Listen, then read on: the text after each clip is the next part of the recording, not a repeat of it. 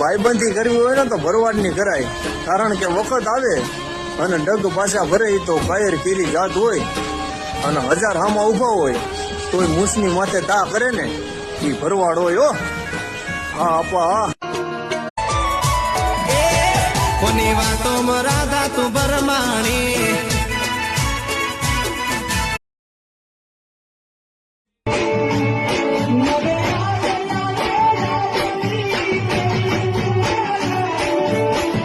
So beautiful, so elegant, just looking like a wow, like a wow.